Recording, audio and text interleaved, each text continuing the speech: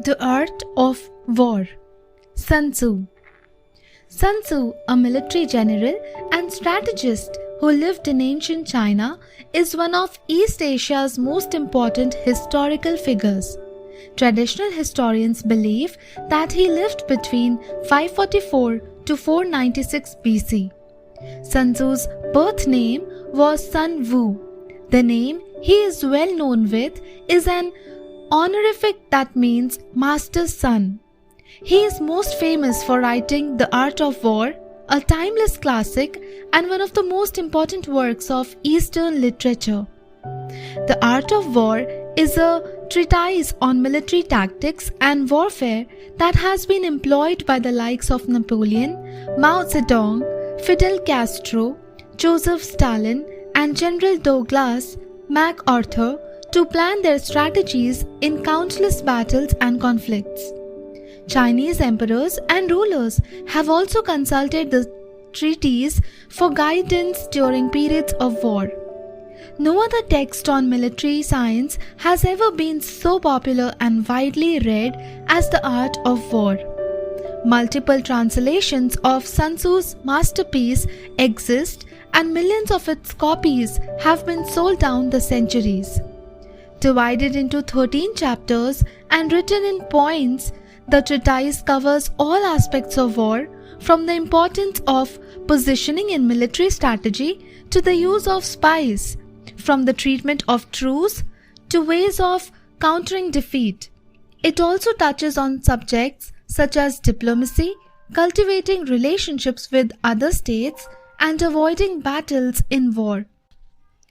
The teachings of this ancient text remains relevant even today, more than 25 centuries after it was written, as its instructions can be applied to any field where competition is active and rampant.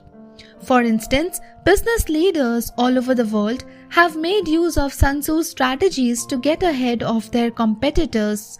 In fact, devoted followers of Sun Tzu have written books about how his theories can be applied to gain an advantage in modern capitalist markets.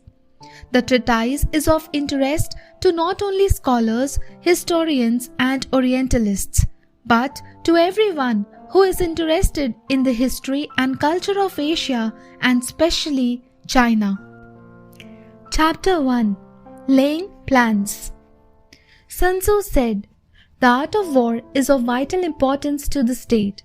It is a matter of life and death, a road either to safety or to ruin. Hence, it is a subject of inquiry which can on no account be neglected. The art of war then is governed by 5 constant factors to be taken into account in one's deliberations when seeking to determine the conditions obtaining in the field. These are: Number 1. The moral law. 2. Heaven. 3rd. Earth. 4th. The commander. And 5th. Method and discipline. The moral law causes the people to be in complete accord with their ruler so that they will follow him regardless of their lives, undismayed by any danger. Heaven signifies night and day, cold and heat times and seasons. Earth comprises distances, great and small, danger and security, open ground and narrow passes, the chances of life and death. The commander stands for the virtues of wisdom, sincerity, benevolence, courage, and strictness. By method and discipline are to be understood the marshalling of the army in its proper subdivisions, the graduations of rank among the officers, the maintenance of roads by which supplies may reach the army, and the control of military expenditure. These 5 heads should be familiar to every general. He who knows them will be victorious. He who knows them not will fail. Therefore, in your deliberations, when seeking to determine the military conditions, let them be made the basis of a comparison in this wise. First, which of the 2 sovereigns is imbued with the moral law? Second, which of the 2 generals has most ability? Third, with whom lie the advantages derived from heaven and earth? Fourth, on which side is discipline most rigorously enforced? Fifth, which army is stronger? Sixth, on which side are officers and men more highly trained? And seventh, in which army is there the greatest constancy both in reward and punishment? By means of these 7 considerations, I can forecast victory or defeat. The general that hearkens to my counsel and acts upon it will conquer. Let such a one be retained in command. The general that hearkens not to my counsel nor acts upon it will suffer defeat. Let such a one be dismissed.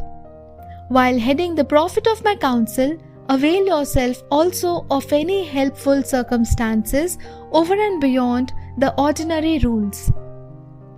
According as circumstances are favorable, one should modify one's plans. All welfare is based on deception. Hence, when able to attack, we must seem unable. When using our forces, we must seem inactive. When we are near, we must make the enemy believe we are far away. When far away, we must make him believe we are near. Hold out bats to entice the enemy, feign disorder and crush him. If he is secure at all points, be prepared for him. If he is in superior strength, evade him. If your opponent is of choleric temper, seek to irritate him. Pretend to be weak, then he may grow arrogant. If he is taking his ease, give him no rest. If his forces are united, separate them. Attack him where he is unprepared. Appear when you are not expected. These military devices leading to victory must not be divulged beforehand. Now, the general who wins a battle makes many calculations in his temper ere the battle is fought. The general who loses a battle makes but few calculations beforehand.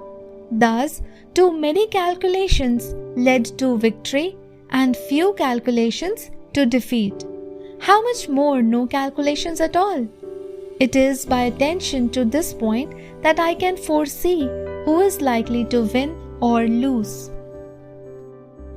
Chapter 2. Waging War.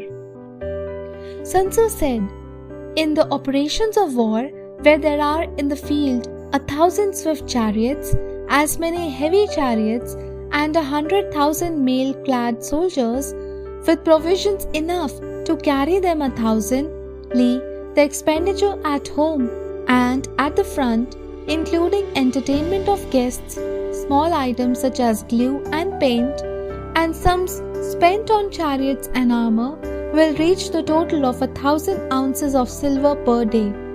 Such is the cost of raising an army of 1,00,000 men. When you engage in actual fighting, if victory is long in coming, then men's weapon will grow dull, and their ardor will be damped. If they lay siege to a town, you will exhaust your strength. Again, if the campaign is protracted, the resources of the state will not be equal to the strain. Now, when your weapons are dulled, your ardor damped, your strength exhausted, and your treasure spent, other chieftains will spring up to take advantage of your extremity. Then, no man, however wise, will be able to avoid the consequences that must ensue. Thus, though we have heard of stupid haste in war, cleverness has never been seen associated with long delays. There is no instance of a country having benefited from prolonged warfare. It is only one who is thoroughly acquainted with the evils of war that can thoroughly understand the profitable way of carrying it on. The skillful soldier does not raise a second levy, neither are his supply wagons loaded more than twice. Bring war material with you from home, but forage on the enemy. Thus, the army will have food enough for its needs. Poverty of the state exchequer causes an army to be maintained by contributions from a distance. Contributing to maintain an army at a distance causes the people to be impoverished. On the other hand, the proximity of an army causes prices to go up, and high prices cause the people's substance to be drained away. When their substance is drained away, the peasantry will be afflicted by heavy exactions. With this loss of substance and exhaustion of strength, the homes of the people will be stripped bare, and 3/10 of their income will be reciprocated, while government expenses for broken chariots, worn-out horses, breastplates and helmets, bows and arrows, spears and shields, protective mantles, draught oxen and heavy wagons will amount to 4/10 of its total revenue. Hence, a wise general makes a point of foraging on the enemy. One cartload of the enemy's provisions is equivalent to 20 of one's own, and likewise a single pecule, which weighs approx 133 ibs, of his provender is equivalent to 20 from one's own store. Now, in order to kill the enemy, our men must be roused to anger. That there may be advantage from defeating the enemy, they must have their rewards. Therefore, in chariot fighting, when 10 or more chariots have been taken, those should be rewarded who took the first. Our own flags should be substituted for those of the enemy, and the chariots mingled and used in conjunction with ours. The captured soldiers should be kindly treated and kept. This is called using the conquered foe to augment one's own strength.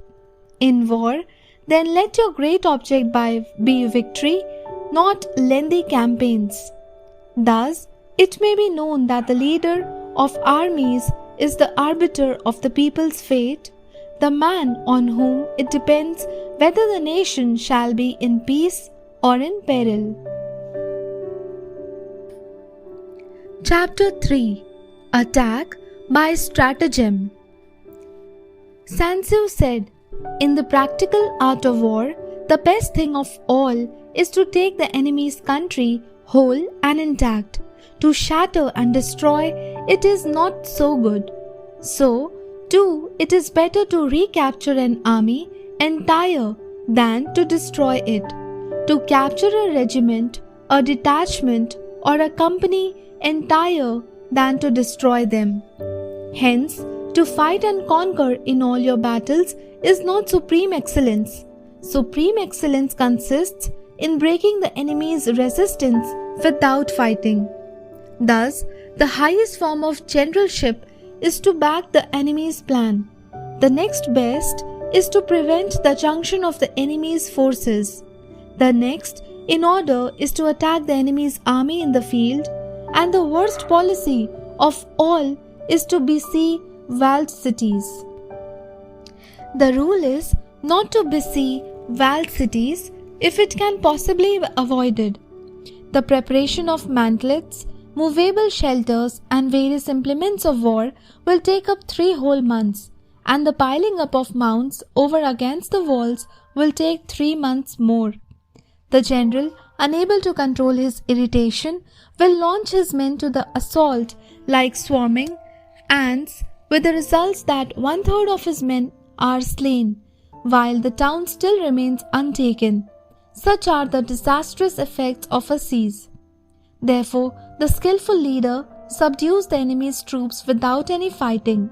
He captures their cities without laying siege to them. He overthrows their kingdom without lengthy operations in the field. With his forces intact, he will dispute the mastery of the empire, and thus, without losing a man, his triumph will be complete. This is the method of attacking by stratagem. It is the rule in war. If our sources are 10 to the enemy's 1, to surround him. If 5 to 1, to attack him. If twice as numerous, to divide our enemy into 2. If equally matched, we can offer battle. If slightly inferior in numbers, we can avoid the enemy. If quite unequal is in every way, we can flee from him. Hence, Though an obstinate fight may be made by a small force, in the end, it must be captured by the larger force. Now the general is the bulwark of the state. If the bulwark is complete at all points, the state will be stronger. If the bulwark is defective, the state will be weak.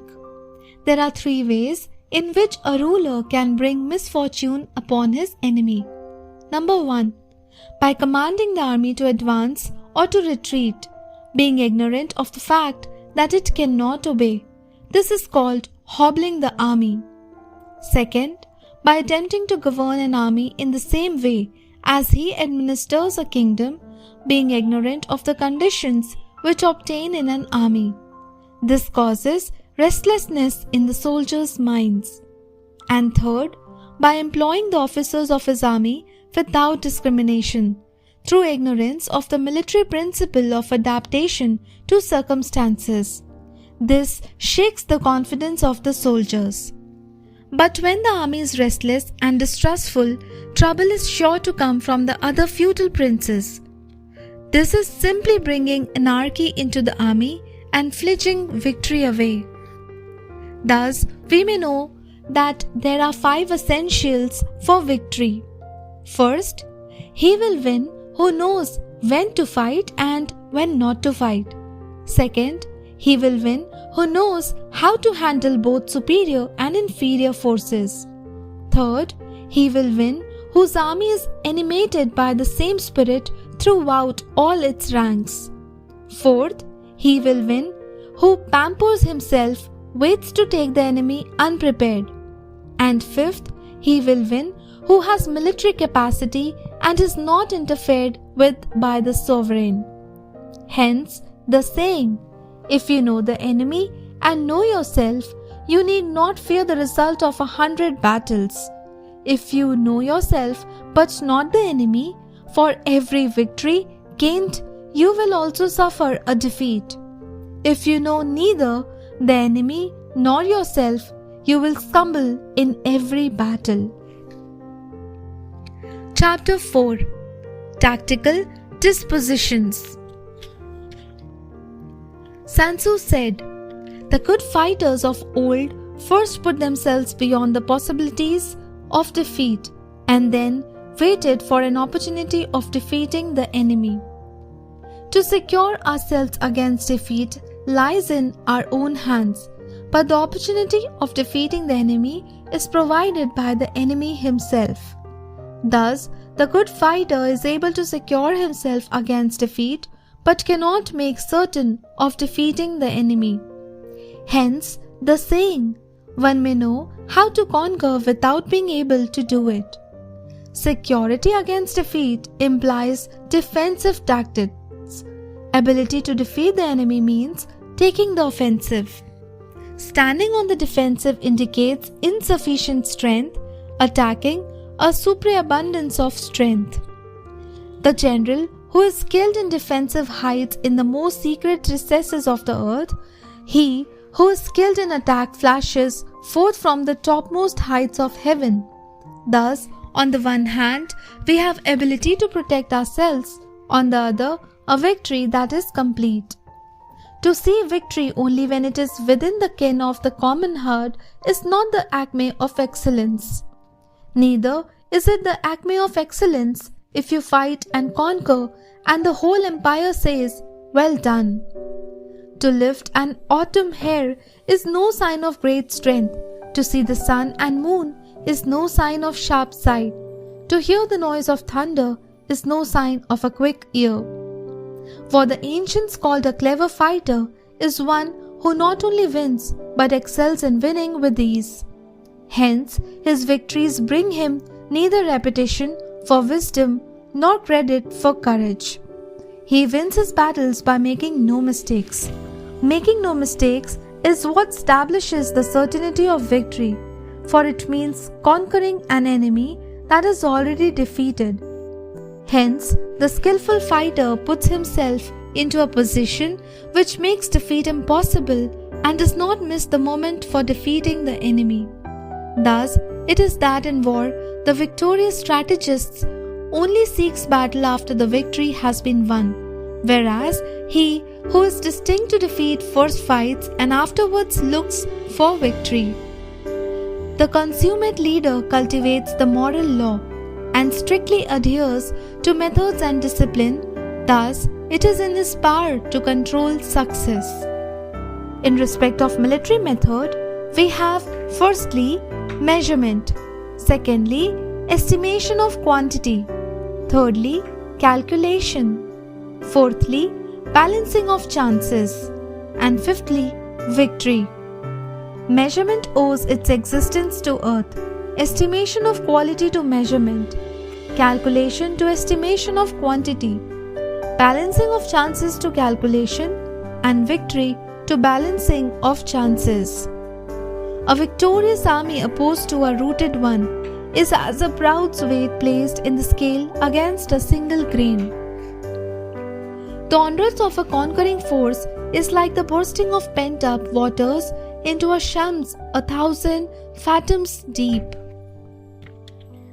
Chapter 5. Energy.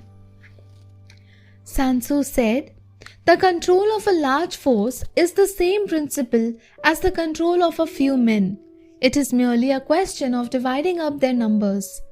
Fighting with a large army under your command is nowise different from fighting with a small one. It is merely a question of instituting signs and signals.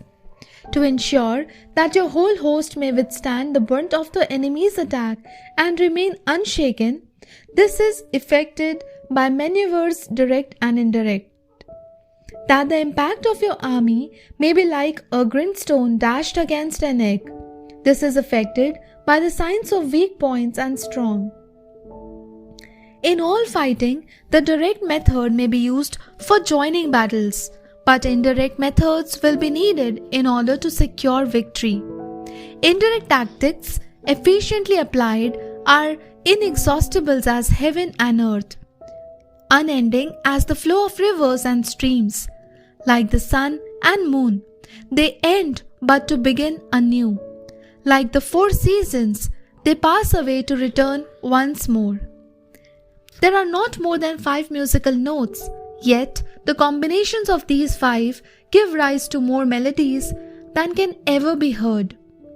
There are not more than 5 primary colors, blue, yellow, red, white and black, yet in combination they produce more hues than can even be seen. There are not more than 5 cardinal tastes, sour, acrid, salt, sweet, bitter, yet combinations of them yield more flavors than can ever be tasted. In battle, there are not more than 2 methods of attack, the direct and the indirect, yet these 2 in combinations give rise to an endless series of maneuvers. The direct and the indirect lead onto each other in turn. It is like moving in a circle. You never come to an end. Who can exhaust the possibilities of the combinations? The onset of troops is like the rush of a torrent which will even roll stones along in its course. The quality of decision is like the well-timed swoop of a falcon which enables it to strike and destroy its victim. Therefore, the good fighter will be terrible in his onset and prompt in his decision. Energy may be linked to the blending of a crossbow, decision to the releasing of a trigger. Amid the turmoil and tumult of battle, there may be seeming disorders and yet no real disorder at all. Amid confusion and chaos, your array may be without head or tail, yet it will be proof against defeat.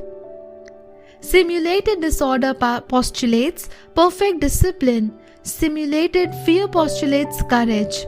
Simulated weakness postulates strength. Hiding order beneath the cloak of disorder is simply a question of subdivision. Concealing courage under a show of timidity presupposes a fund of latent energy. Making strength with weakness is to be effected by tactical dispositions. Thus, one who is skillful at keeping the enemy on the move maintains deceitful appearances according to which the enemy will act. He sacrifices something that the enemy may snatch it at all. By holding out baits, he keeps him on the march. Then with the body of pickled men, he lies in wait for him.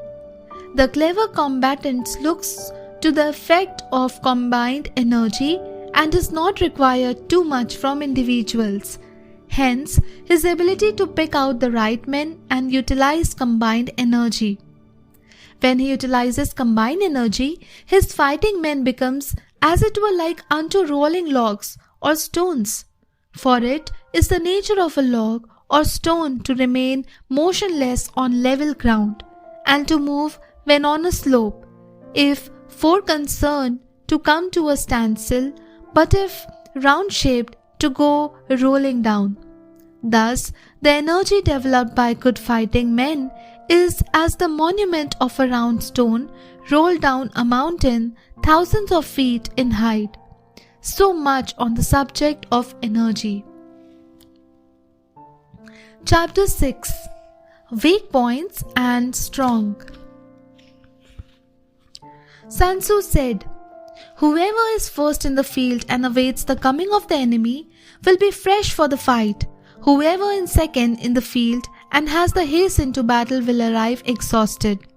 Therefore, the clever combatant imposes his will on the enemy, but does not allow the enemy's will to be imposed on him. By holding out advantages to him, he can cause the enemy to approach of his own accord, or by inflicting damage, he can make it impossible for the enemy to draw near. If the enemy is taking his ease, he can harass him. If well supplied with food, he can stave him out. If quietly encamped, he can force him to move. Appear at points which the enemy must hasten to defeat, march swiftly to places where you are not expected. An army may march great distances without distress if it marches through country where the enemy is not. You can be sure of succeeding in your attacks if you only attack places which are undefended. You can ensure the safety of your defense if you only hold positions that cannot be attacked. Hence, that general is skillful in attack whose opponent does not know what to defend, and he is skillful in defense whose opponent does not know what to attack. O divine art of subtlety and secrecy, though you will learn to be invisible, through you inaudible, and hence we can hold the enemy's fate in our hands. You may advance and be absolutely irresistible. If you make for the enemy's weak points, you may retire and be safe from pursuit if your movements are more rapid than those of the enemy. If we wish to fight, the enemy can be forced to an engagement even though he be sheltered behind a high rampart or a deep ditch. As we need to do is attack some other place that he will be obliged to relieve. If we do not wish to fight, we can prevent the enemy from engaging us even though the lines of our encampment be merely traced out on the ground. All we need to do is to throw something odd and unaccountable in his way. By discovering the enemy's dispositions and remaining invisible ourselves, we can keep our forces concentrated while the enemies must be divided. We can form a single united body while the enemy must split up into fractions. Hence, there will be a whole pitted against separate parts of a whole, which means that we shall be many to the enemy's few. And if we are able thus to attack an inferior force with a superior one, our opponents will be in dire straits. The spot where we intend to fight must not be made known, for then the enemy will have to prepare against a possible attack at several different points, and his forces being thus distributed in many directions, the numbers we shall have to face at any given point will be proportionately few. For should the enemy strengthen his van, he will weaken his rear. Should we strengthen his rear, he will weaken his van. Should he strengthen his left, he will weaken his right. Should he strengthen his right, he will weaken his left. If he sends reinforcements everywhere, he will everywhere be weak. Numerical weakness comes from having to prepare against possible attacks, numerical strength from compelling our adversary to make these preparations against us. Knowing the place and the time of the coming battle, we may concentrate from the greatest distance in order to fight. But if neither time nor place be known, then the left wing will be impotent to succeed the right equally impotent to succeed the left, the van unable to relieve the rear, or the rear to support the van. How much more so if the furthest position of the army are anything under 100 li apart, and even the nearest are separated by several li. Though, according to my estimate, the soldiers of you exceed our own in number, that shall advantage them nothing in the matter of victory. I say, then that victory can be achieved. Though the enemy be stronger in number, we may prevent him from fighting. Scheme so as to discover his plans and the likelihood of their success. Rouse him and learn the principles of his activity or inactivity. Force him to reveal himself so as to find out his vulnerable spots. Carefully compare the opposing army with your own, so that you may know where strength is superabundant and where it is deficient. In making tactical dispositions, the highest pitch you can attain is to conceal them. Conceal your dispositions, and you will be safe from the preying of the subtlest spies, from the machinations of the wisest brains. How victory may be produced for them out of the enemy's own tactics, that is, what the multitude cannot comprehend.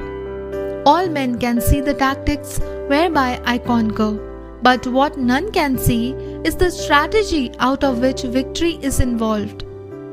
Do not repeat the tactics which have gained you one victory, but let your methods be regulated by the infinite variety of circumstances.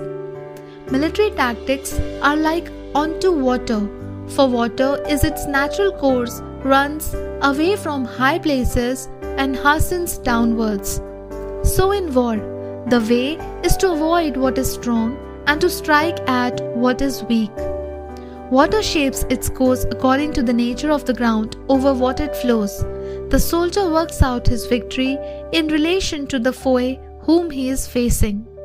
Therefore, just as water retains no constant shape, so in warfare these are no constant conditions. He who can modify his tactics in relations to his opponent and thereby succeed in winning may be called a heaven-born captains. The 5 elements, water, fire, wood, metal, earth, are not always equally predominant. The 4 seasons may weigh for each other in turn. There are short days and long. The moon has its periods of wearing and waxing. Chapter 7. Maneuvering. Sun Tzu said, in war, the general receives his command from the sovereign. Having collected an army and concentrated his forces, he must blend and harmonize the different elements thereof before pitching his camp. After that comes tactical maneuvering, than which there is nothing more difficult. The difficulty of tactical maneuvering consists in turning the devoids into the direct and misfortune into gain. Thus, to take a long and circuitous route after enticing the enemy out of the way, and though starting after him, to contrive to reach the goal before him, shows knowledge of the artifice of deviation. Maneuvering with an army is advantageous, with an undisciplined multitude most dangerous. If you set a fully equipped army in march in order to snatch an advantage, the chances are that you will be too late. On the other hand, to detach a flying column for the purpose involves the sacrifice of its bagging and stores. Thus, if you order your men to roll up their puff coats and make forced marches without halting day or night, covering double the usual distance at a stretch, doing 100 lie in order to wrest an advantage, the leaders of all your 3 divisions will fall into the hands of the enemy. The stronger men will be in front, the jaded ones will fall behind, and on this plan, only 1/10 of your army will reach its destination. If you march 50 lie in order to outmaneuver the enemy, you will lose the leader of your first division and only half of your force will reach the goal. If you march 30 lie with the same object, 2/3 of your army will arrive. We must take it then that an army without its baggage train is lost. Without provision, it is lost. Without basis of supply, it is lost. We cannot enter into alliances until we are acquainted with the designs of our neighbors.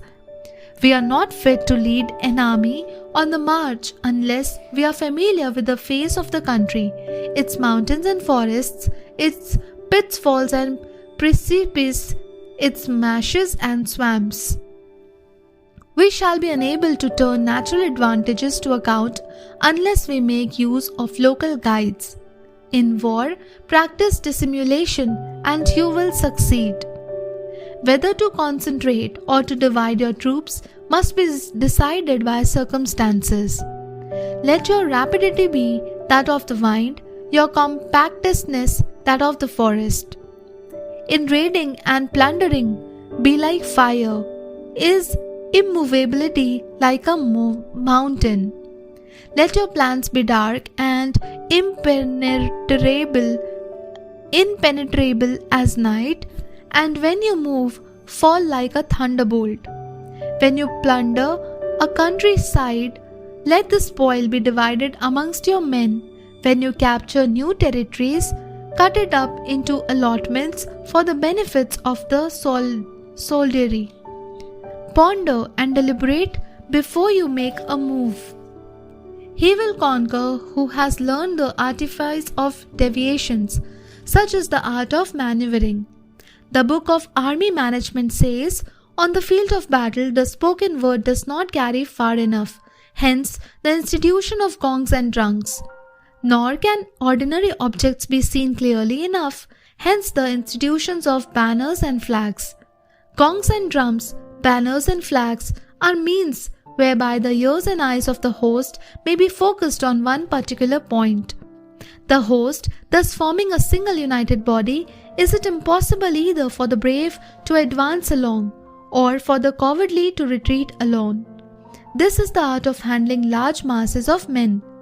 In night fighting, then make much use of signal fires and drums, and in fighting by day or flags and banners as a means of influencing the ears and ears of your army.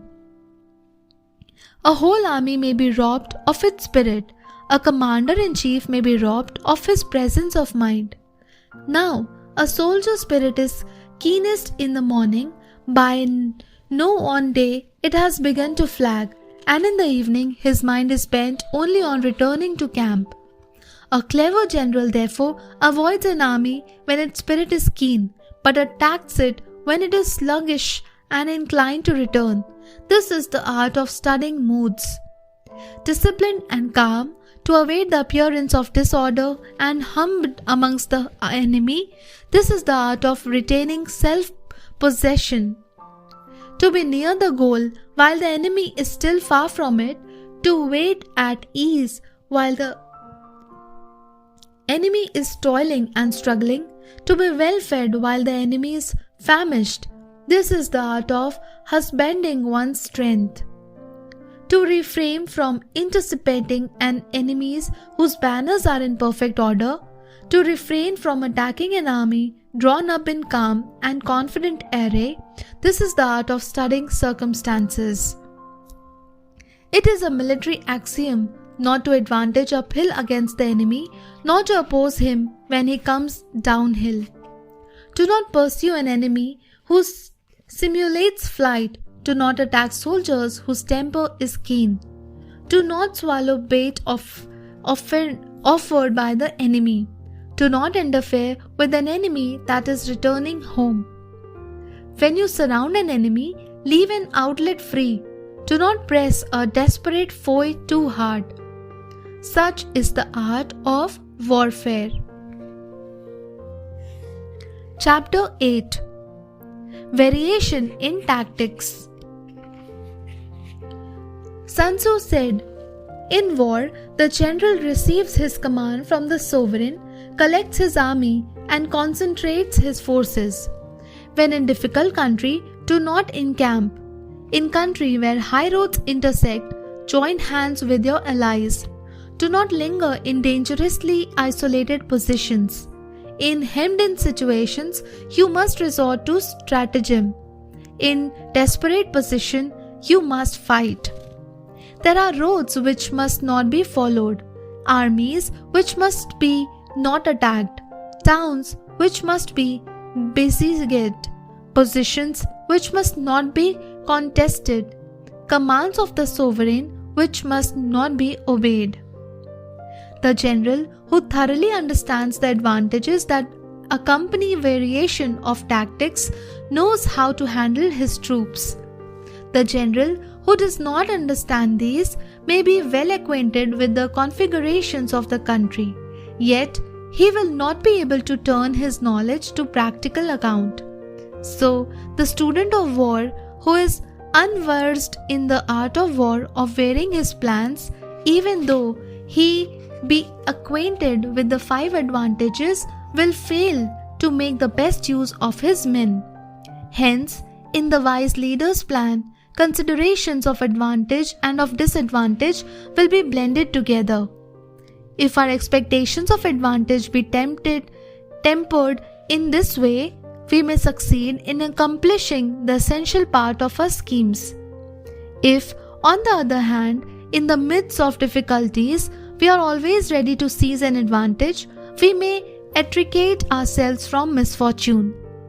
Reduce the hostile chiefs by inflicting damage on them, and make trouble for them, and keep them constantly engaged. Hold out specious allurements and make them rush to any given point. The art of war teaches us to rely not on the livelihood of the enemy's not coming, but on our own readiness to receive him, not on the chance of his not attacking, but rather on the fact that we have made our position unassailable. These are 5 dangerous faults which may affect a general. First, recklessness, which leads to destruction. Second, cowardice, which leads to capture. Third, a hasty temper, which can be provoked by insults. Fourth, a delicacy of honor, which is sensitive to shame. And fifth, over-solicitude of his men, which exposes him to worry and trouble. These are the 5 besetting sins of a general, ruinous to the conduct of war. When an army is overthrown and its leader slain, the cause will surely be found among these 5 dangerous faults. Let them be a subject of meditation. Chapter 9. The Army on the March. Sun Tzu said, "We come now to the question of encamping the army and observing signs of the enemy. Pass quickly over mountains and keep in the neighborhood of valleys. Camp in high places facing the sun. Do not climb heights in order to fight. So much for mountain warfare. After crossing a river, you should get far away from it. When an invading force crosses a river in its onward march, do not advance to meet it in midstream. It will be best to let half the army get across and then deliver your attack. If you are anxious to fight, you should not go to meet the invader near a river which he has to cross. Moor your craft higher up than the enemy and facing the sun. Do not move upstream to meet the enemy. So much for river warfare. In crossing salt marshes, your sole concern should be to get over them quickly, without any delay. If forced to fight in a salt marsh, you should have water and grass near you and get your back to a clump of trees. So much for operations in salt marshes. In dry, level country, take up an easily accessible position with rising ground to your right and on your rear so that the danger may be in front and safety lie behind.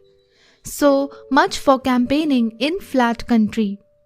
These are the 4 useful branches of military knowledge which enable the Yellow Emperor to vanquish 4 several sovereigns. All armies prefer high ground to low and sunny places to dark. If you are careful of your men and camp on hard ground, the army will be free from disease of every kind, and this will spell victory. When you come to a hill or a bank, occupy the sunny side with the slope on your right rear. Thus, you will at once act for the benefit of your soldier and utilize the natural advantages of the ground. When, in consequence of heavy rains up country, a river which you wish to ford is swollen and flecked with foam, you must wait until it subsides. Country in which there are precipitous cliffs with torrents running between, deep natural hollows, confined places, tangled thickets, quartments and crevasses should be left with all possible speed and not approached. While we keep away from such places, we should get the enemy to approach them. While we face them, we should let the enemy have them on his rear. If in the neighborhood of your camp there should be any hilly country, found surrounded by aquatic grass, hollow basins filled with reeds, or woods with thick undergrowth, they must be carefully rooted out and searched. For these are places where men in ambush or insidious spies are likely to be lurking. When the enemy is close at hand and remains quiet, he is relying on the natural strength of his position. When he keeps aloof and tries to provoke a battle, he is anxious for the other side to advance. If his place of encampment is easy of access, he is tendering a bet. Movement amongst the trees of a forest shows that the enemy is advancing. The appearance of a number of screens in the midst of thick grass means that the enemy wants to make us suspicious. The rising of birds in their flight in the signs of an ambuscade. Startled beats indicate that a sudden attack is coming. When there is dust raising in a high column, it is the sign of chariots advancing. When the dust is low, but spread over a wide area, it betokens the approaches of infantry. When it branches out in different directions, it shows that parties have been sent to collect firewood. A few clouds of dust moving to and fro signifies that the army is encamping. Humble words and increased preparations are signs that the enemy is about to advance. Violent language and driving forward as if to the attack are signs that he will retreat. When the light chariots come out first and take up a position on the wings, it is a sign that the enemy is forming for battle. Peace proposals unaccompanied by a sworn covenant indicate a plot. When there is much running about and the soldiers fall into rank, it means that the critical moment has come. When some are seen advancing and some retreating, it is a lure. When the soldiers stand leaning on their spears, they are faint from want of food. If those who are sent to draw water begin by drinking themselves, the army is suffering from thirst. If the enemy sees an advantage to be gained and makes no effort to secure it, the soldiers are exhausted. If birds gather on any spot, it is unoccupied. Glamour by night betokens nervousness. If there is disturbances in the camp, the general's authority is weak. If the banners and flags are shifted about, sedition is afoot. If the officers are angry, it means that the men are weary.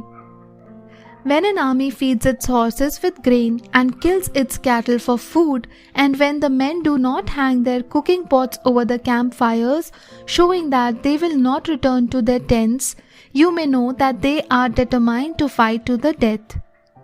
The sight of men whispering together in small knots or speaking in subdued tones points to disaffection amongst the rank and file.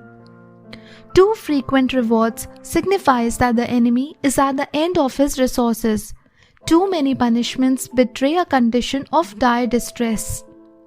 To begin by bluster, but afterwards to take fright at the enemy's numbers, shows a supreme lack of intelligence. When envoys are sent with compliments in their mouths, it is a sign that the enemy wishes for a truce. If the enemy's troops march up angrily and remain facing us for a long time without either joining battle or taking themselves off again, the situation is one that demands great vigilance and circumspection. If our troops are no more in number than the enemy, that is amply sufficient, it only means that no direct attack can be made. What we can do is simply to concentrate all our available strength, keep a close watch on the enemy, and obtain reinforcements. He who exercises no forethought but makes light of his opponents is sure to be captured by them. If soldiers are punished before they have grown attached to you, they will not prove submissive, and unless submissive, they will be practically useless. If, when the soldiers have become attached to you, punishments are not enforced, they will still be useless. Therefore, soldiers must be treated in the first instance with humanity, but kept under control by means of iron discipline. This is a certain road to victory. If, in training, soldiers' commands are habitually enforced, the army will be well disciplined. If not, its discipline will be bad. If a general shows confidence in his men but always insists on his orders being obeyed, the gain will be mutual. Chapter 10. Terrain. Tzu Tzu said, "We may distinguish 6 kinds of terrain, to wit, first, accessible ground; second, entangling ground; third, temporizing ground; 4, narrow passes; 5th, precipitous heights; and 6th, positions at a great distance from the enemy. Ground which can be freely travelled by both sides is called accessible. With regard to ground of this nature, be therefore the enemy in occupying the raised and sunny spots, and carefully guard your line of supplies. Then you will be able to fight with advantage. Ground which can be abandoned but is hard to reoccupy is called entangling. From a position of this sort, if the enemy is unprepared, you may sally forth and defeat him. But if the enemy is prepared for your coming and you fail to defeat him, then return being impossible, disaster will ensue. When the position is such that neither side will gain by making the first move, it is called temporizing ground. In a position of this sort, even though the enemy should offer us an alternative bet, it will be advisable not to stir forth, but rather to retreat, thus enticing the enemy in his turn. Then, when part of his army has come out, we may deliver our attack with advantage. With regard to narrow passes, if you can occupy them first, let them be strongly garrisoned and await the advent of the enemy. Should the army forestall you in occupying a pass, do not go after him if the pass is fully garrisoned, but only if it is weakly garrisoned. With regard to precipitous heights, if you are beforehand with your adversary, you should occupy the raised and sunny spots and there wait for him to come up. If the enemy has occupied them before you, do not follow him, but retreat and try to entice him away. If you are seated at a great distance from the enemy and the strength of the two enemies are equal, it is not easy to provoke a battle, and fighting will be to your disadvantage. These 6 are the principles connected with earth. The general who has attained a responsible post must be careful to study them. Now, an army is exposed to 6 several calamities, not arising from natural causes but from faults for which the general is responsible. These are: first, flight; second, insubordination; third, collapse; fourth, ruin; fifth, disorganization; and sixth, rout. Other conditions being equal, if one force is huddled against another 10 times its size, the result will be the flight of the former. When the common soldiers are too strong and their officers too weak, the result is insubordination.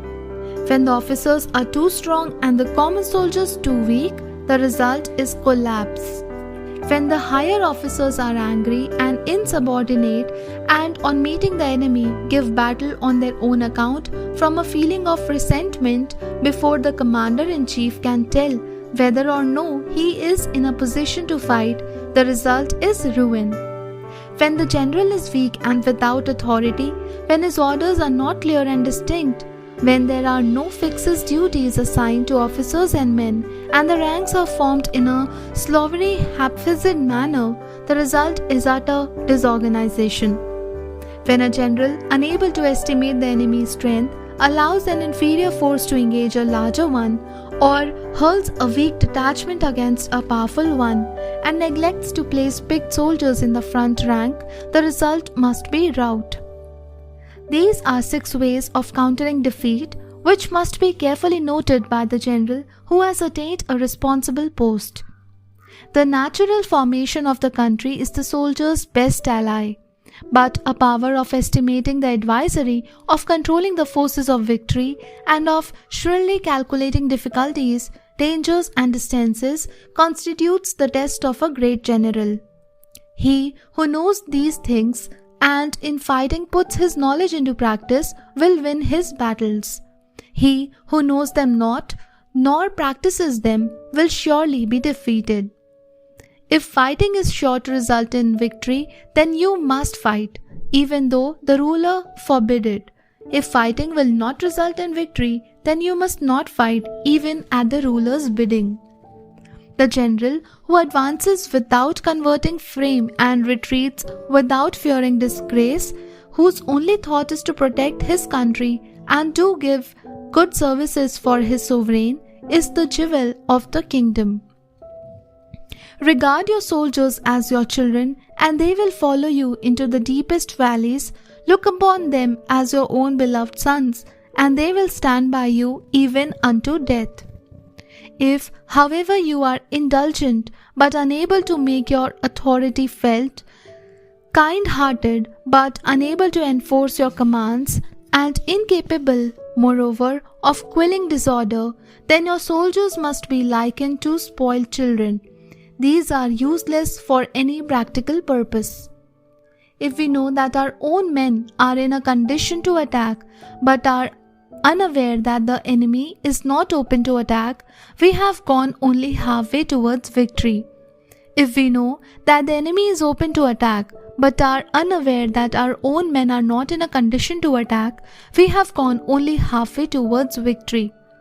If we know that the enemy is open to attack, and also known that our men are in a condition to attack, but are unable that the nature of the ground makes fighting impracticable, we must still go on only halfway towards victory.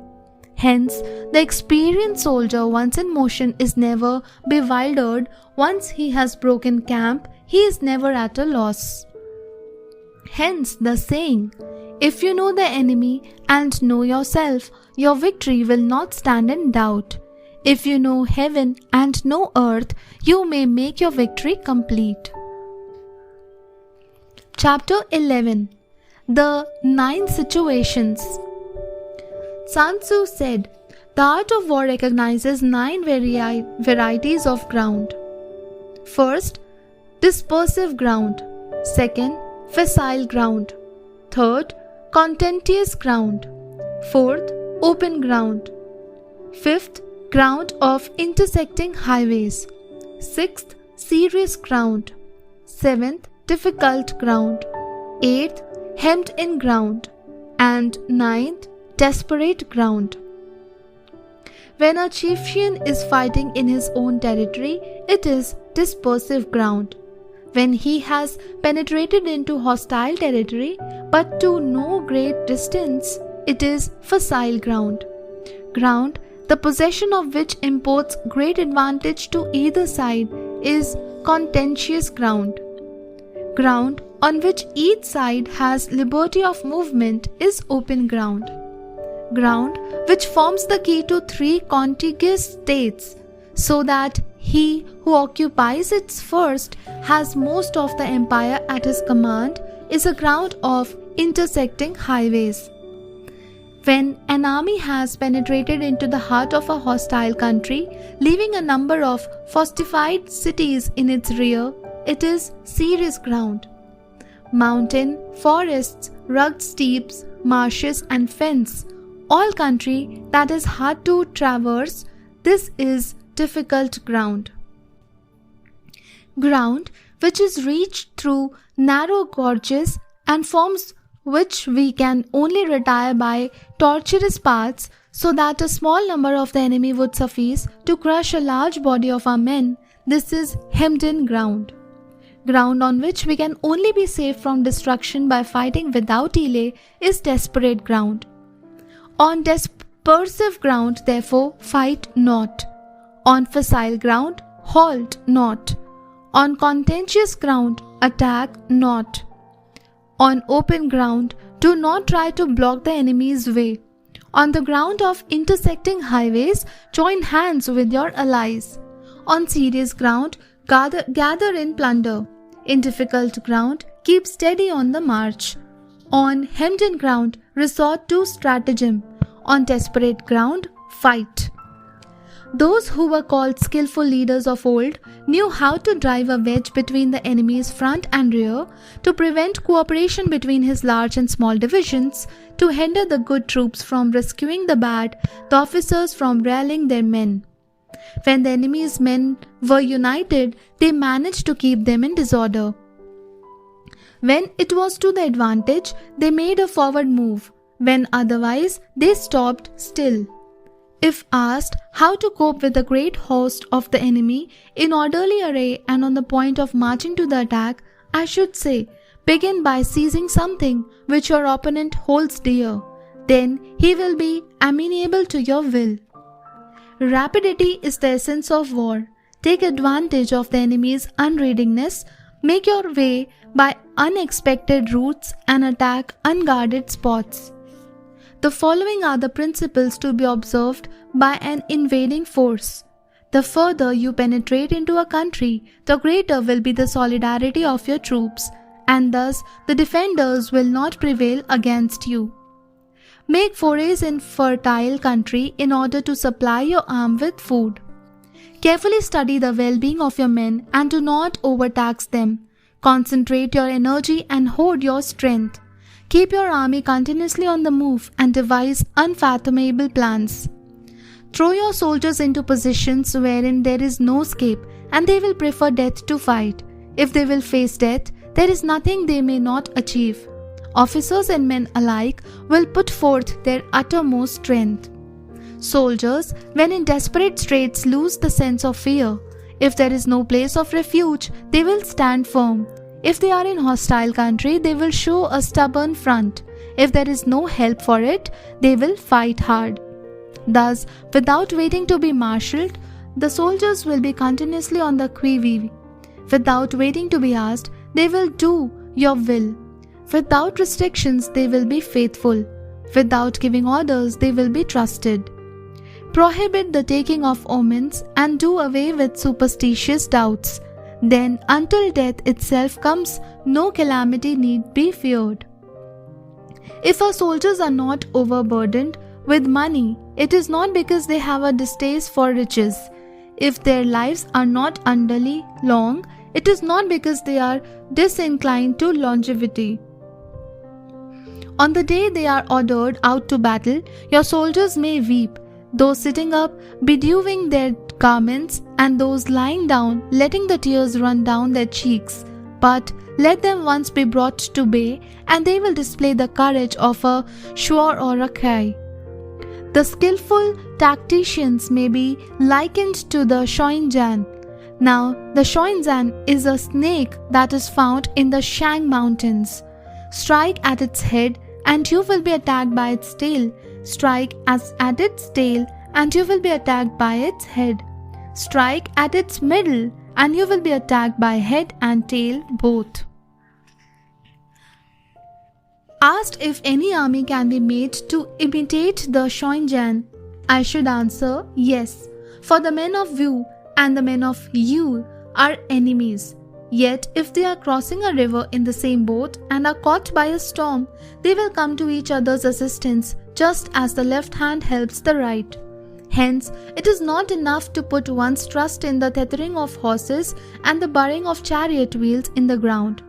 The principle on which to manage an army is to set up one standard of courage which all must reach. How to make the best of both strong and weak, that is a question involving the proper use of ground. Thus, the skillful general conducts his army just as though he were leading a single man, willingly by the hand. It is the business of a general to be quiet and thus ensure secrecy, upright and just, and thus maintain order. He must be able to mystify his officers and men by false reports and appearances, and thus keep them in total ignorance. By altering his arrangements and changing his plans, he keeps the enemy without definite knowledge. By shifting his camp and taking circuitous routes, he prevents the enemy from anticipating his purpose. At the critical moment, the leader of an army acts like one who has climbed up the height and then kicks away the ladder behind him. He carries his men deep into hostile territory before he shows his hand. He burns his boats and breaks his cooking pots. Like a shepherd driving a flock of sheep, he drives his men this way and that, and nothing knows whither he is going. To muster his host and bring it into danger, this may be termed the business of the general. The different measures suited to the 9 varieties of ground, the expediency of aggressive or defensive tactics, and the fundamental laws of human nature, these are things that must most certainly be studied. When invading hostile territory, the general principle is that penetrating deeply brings coercion. Penetrating but a short way means dispersion. When you leave your own country behind and take your army across neighborhood territory, you find yourself on critical ground. When there are means of communication on all 4 sides, the ground is one of intersecting highways. When you penetrate deeply into a country, it is serious ground. When you penetrate but a little way, it is facile ground. When you have the enemy's strongholds on your rear and narrow passes in front, it is hemmed-in ground.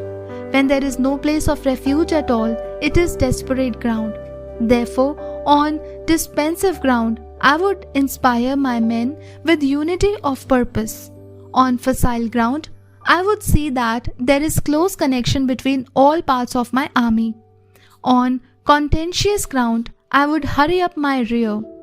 And on open ground, I keep a vigilant eye on my defenses. On ground of intersecting highways, I would consolidate my alliances. On serious ground, I would try to ensure a continuous stream of supplies. On difficult ground, I would keep pushing on along the road. On hemmed-in ground, I would block any way of retreat. On desperate ground, I would proclaim to my soldiers the hopelessness of saving their lives. For it is the soldier's disposition to offer an obstinate resistance when surrounded to fight hard when he cannot help himself, and to obey promptly when he has fallen into danger. We cannot enter into alliance with neighboring princes until we are acquainted with their designs. We are not fit to lead an army on the march unless we are familiar with the face of the country, its mountains and forests, its pitfalls and precipices, its marshes and swamps. We shall be unable to turn natural advantages to account unless we make use of local guides. To be ignored of any one of the following 4 or 5 principles does not befit a warlike prince. When a warlike prince attacks a powerful state, his generalship shows itself in preventing the concentration of the enemy's forces. He overweighs his opponents, and these allies are prevented from joining against him. Hence, he does not strive to ally himself with all and sundry, nor does he foster the power of other states. He carries out his own secret designs, keeping his antagonists in awe. Thus, he is able to capture their cities and overthrow their kingdoms. Bestow regards without regard to rule, issue orders without regard to previous arrangements, and you will be able to handle a whole army as though you had to do with but a single man. Confront your soldier with the deed itself. Never let them know your design. When the outlook is bright, bring it before their eyes, but tell them nothing when the situation is gloomy. Place your army in deadly peril, and it will survive. Plunge it into desperate straits, and it will come off in safety. For it is precisely when a force has fallen into harm's way that is capable of striking a blow for victory. Success in warfare is gained by carefully accommodating ourselves to the enemy's purpose. By persistently hanging on the enemy's flank, we shall succeed in the long run in killing the commander-in-chief. This is called ability to accomplish a thing by sheer cunning. On the day that you take up your command, block the frontier passes, destroy the official tallies, and stop the passage of all emissaries. Be stern in the council chamber so that you may control the situation. If the enemy leaves the door open, you must rush in. Forestall your opponent by seizing what he holds dear and subtly contrive to time his arrival on the ground. Walk in the path defined by rule and accommodate yourself to the enemy until you can fight a decisive battle. At first, then, exhibit the coyness of a maiden until the enemy gives you an opening. Afterwards, emulate the rapidity of a running hare, and it will be too late for the enemy to oppose you. Chapter 12. The Attack by Fire. Tzu Tzu said, "There are 5 ways of attacking with fire. The first is to burn soldiers in their camp. The second is to burn stores. The third is to burn baggage trains. The fourth is to burn arsenals and magazines. And fifth is to burn dropping fire amongst the enemy. In order to carry out an attack, we must have means available. The material for raising fire should always be kept in readiness. There is a proper season for making attacks with fire and special days for starting a conflagration. The proper season is when the weather is very dry. The special days are those when the moon is in the constellations of the sieve, the wall, the wing, or the crossbar, for these 4 are all days of rising winds. In attacking with fire, one should be prepared to meet 5 possible developments. First, when fire breaks out in sight to enemy's camp, respond at once when an attack from without. Second, if there is an outbreak of fire, but the enemy soldiers remain quiet, bide your time and do not attack. Third, when the force of the flames has reached its height, follow it up with an attack if that is practicable. If not, stay where you are. Fourth, if it is possible to make an assault with fire from without, do not wait for it to break out within, but deliver your attack at a favorable moment. And fifth, when you start a fire, be to windward of it. Do not attack from the leeward. A wind that rises in the daytime lasts long, but a night breeze soon falls. In every army, the 5 developments connected with fire must be known, the movement of the stars calculated, and a watch kept for the proper days. Hence, those who use fire as an aid to the attack show intelligence.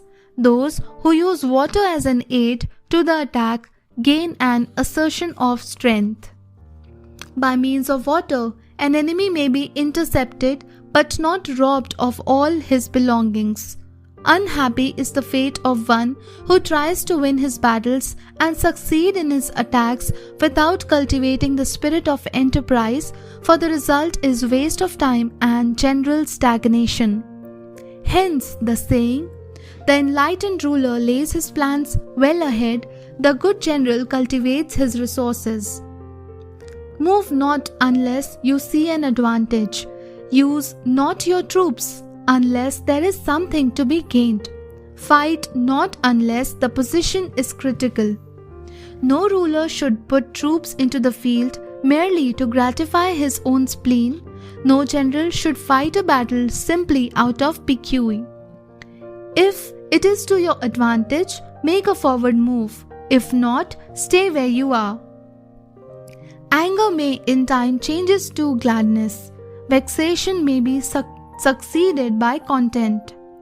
But a kingdom that has once been destroyed can never come again into being, nor can the dead ever be brought back to life. Hence, the enlightened ruler is heedful and the good general full of caution. This is the way to keep a country at peace and an army intact. Chapter 13. The Uses of Spies. Tzu Audiobook said, "Raising a host of 100,000 men and marching them great distance entails heavy loss on the people and a drain on the resources of the state. The daily expenditure will amount to 1,000 ounces of silver. There will be commotion at home and abroad, and men will drop down exhausted on the highways. As many as 700,000 families will be impeded in their labor.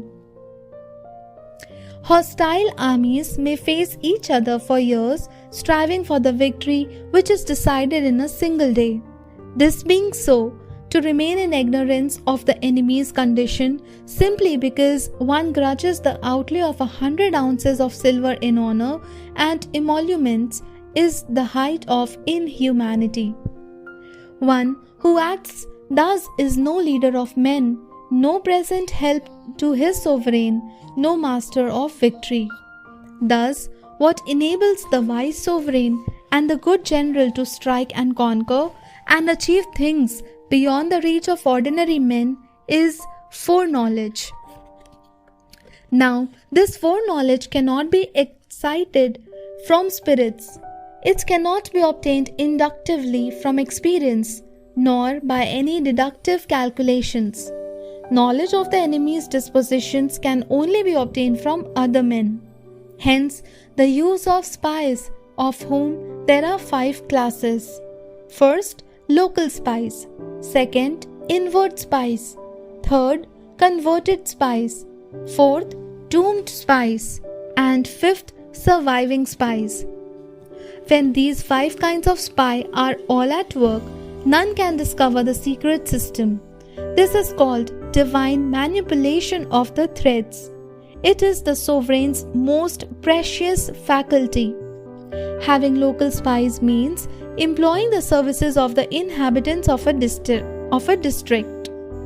Having inward spies, making use of officials of the enemy. Having converted spies, getting hold of the enemy's spies and using them for our own purposes. Having doomed spies, doing certain things openly for purpose of deception and allowing our spies to know of them and report them to the enemy. Surviving spies, finally, are those who bring back news from the enemy's camp. Hence, it is that which none is the whole army are more intimate relations to be maintained than with spies. None should be more liberally rewarded. In no other business should greater secrecy be preserved. Spies cannot be usefully employed without a certain intuitive sagacity. They cannot be properly managed without benevolence and straightforwardness. Without subtle ingenuity of mind, one cannot make certain of the truth of their reports. Be subtle, and use your spies for every kind of business. If a secret piece of news is divulged by a spy before the time is ripe, he must be put to death, together with the man to whom the secret was told. Whether the object be to crush an army, to storm a city, or to assassinate an individual, it is always necessary to begin by finding out the names of the attendants, the aides de camp, and doorkeepers and sentries of the general in command. Our spies must be commissioned to ascertain these. The enemy spies who have come to spy on us must be sought out, tempted with bribes, led away and comfortably housed. Thus, they will become converted spies and available for our services. It is through the information brought by the converted spy that we are able to acquire and employ local and inward spies. It is owing to his information again that we can cause the doomed spy to carry false tidings to the enemy. Lastly, it is by his information that the surviving spy can be used on appointed occasions. The end and aim of spying in all its 5 varieties is knowledge of the enemy, and this knowledge can only be derived in the first instance from the converted spy. Hence, it is essential that the converted spy be treated with the utmost liberality. Of old, the rise of the Yin dynasty was due to Aishi, who had served under the Hyas. Likewise, the rise of the Shao dynasty was due to Liu Ya, who had served under the Yin. Hence, it is only the enlightened ruler and the wise general who will use the highest intelligence of the army for purpose of spying, and thereby they achieve great results. Spies are a most important element in water because on them depends an army's ability to move. And with this, we have come to the end of this book, The Art of War, written by Sun Tzu. I hope that you liked our efforts. This audiobook was brought to you by Aesthetic Narrator, and for more such audiobooks and summaries, do subscribe to our channel. And if you liked this particular audiobook, then please, with a smile, just like our video. Thank you so much. We'll meet in another audiobook very soon. Till then, signing off.